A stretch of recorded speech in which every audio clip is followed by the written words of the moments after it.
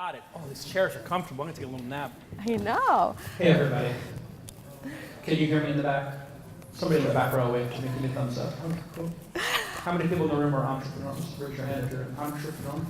Raise your hand if you're an investor. Raise your hand if you're an investor. Okay, we're going to attack her later. Get your money. Go ahead, Austin. Sorry to interrupt.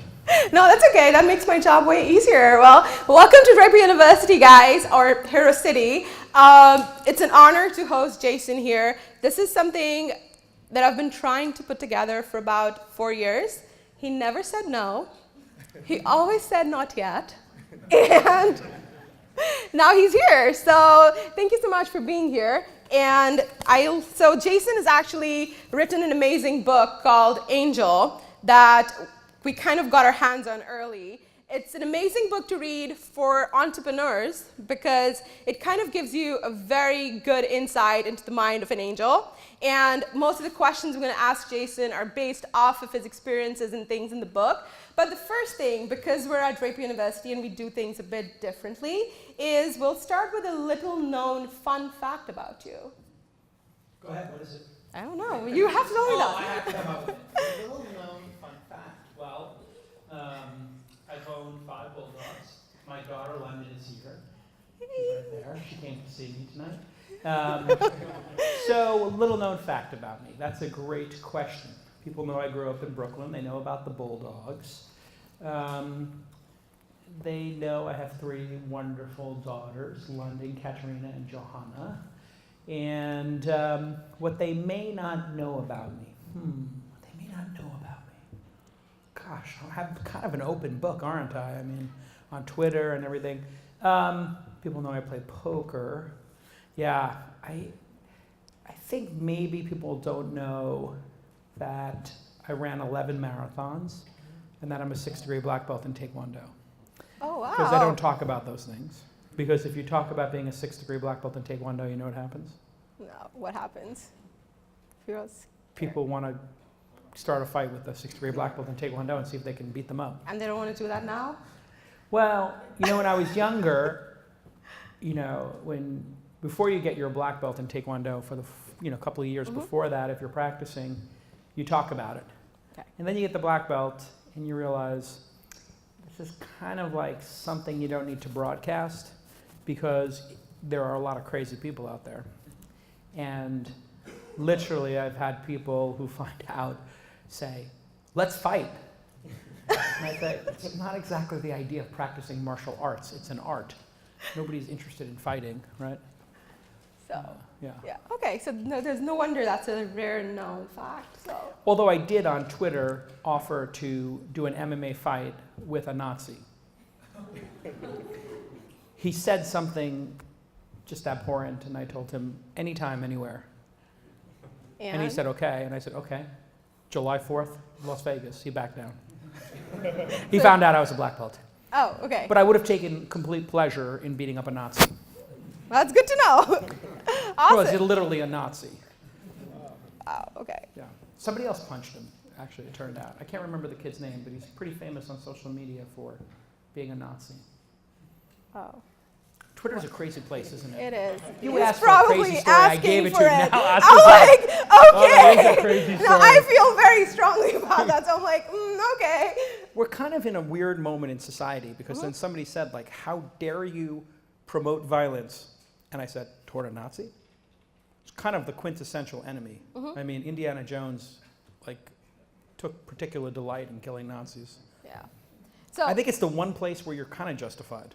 You are. There's a few places where you are. This started out really weird, I didn't know. it? And this is and this really brings me to ask a question. Yes. So I'm not the most politically correct person. It's not even on my agenda today. But how do you balance that? How do you be who you want to be in this world today where everything you say as an investor or as an entrepreneur is scrutinized and you have something like the future like Uber waiting for you to happen where you can get kicked out? So what do you do? Well, there are a lot of changes going on in the world that are very positive. And so I feel very good about society. I feel very positive about society. If you look at tolerance for gay marriage, if you look at tolerance for cannabis and some other things, the approval of these things has gone through the roof and the people disapproving has changed in our lifetime. Right. So I feel like society is trending towards a very beautiful place. In fact, violence and the chances of being murdered in our country has gone down precipitously, and in fact the world. Abject poverty is going down massively thanks to Bill Gates and a bunch of other people.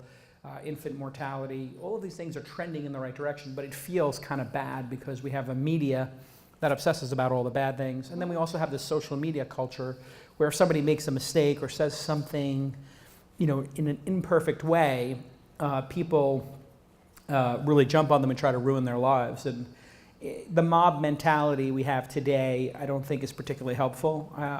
I think you got to give people a little bit of leeway and a little bit of forgiveness if they make a mistake. I certainly do. I had a NPR reporter call me a derogatory word, and she's like, "I really thought you were going to be a beep when I read your book, and when I heard who you were, but I find you quite charming and engaging." And I said, and then the other NPR reporter in the room goes, like, "Oh my God." And the woman goes, "I'm sorry, did I just call you that? I'm so sorry." And she thought I was going to tweet it. It was a recorded interview. And then we had a break, and then she came back and she says, "I just want to formally apologize. I said something inappropriate." And I said, "Don't worry, I'm not going to tweet it or anything." I mean, I'll tell the story here. But I'm not mentioning the name where there's a million NPR shows. Yeah. And I said, "Listen, if you said something and it was from the hip and you speak for 3 or 4 hours a day as a radio personality, and you say something that wasn't optimal, I don't think you should lose your career over it." And it was a career-ending type thing, she said.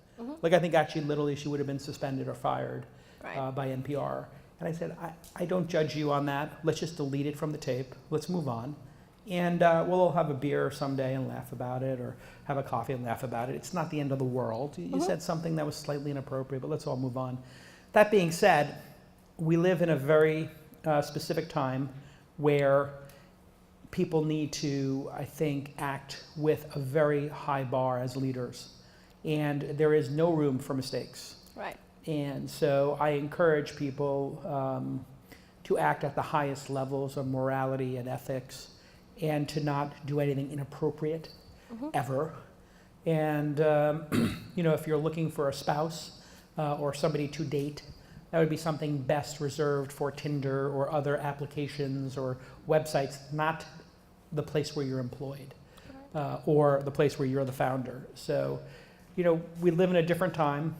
Things are changing. I think they're changing for the better. And I overall feel very positive about society. Although there are still challenges and there are still examples of injustice in the world.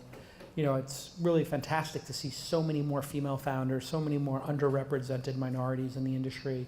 And in fact, we're working really hard at launch, my team, we have 9 people there, to do things like Female Founder University, which will take place in the second week of July. It's free, it's 2 days. We do it over at Wilson Sonsini. And it's basically our incubator in 2 days. Right.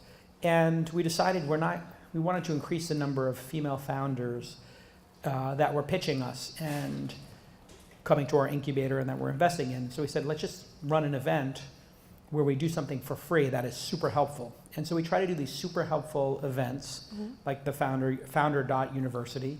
And we decided to just do one that was all female. And the last one we did was about a third female, and now we're gonna have 35 women.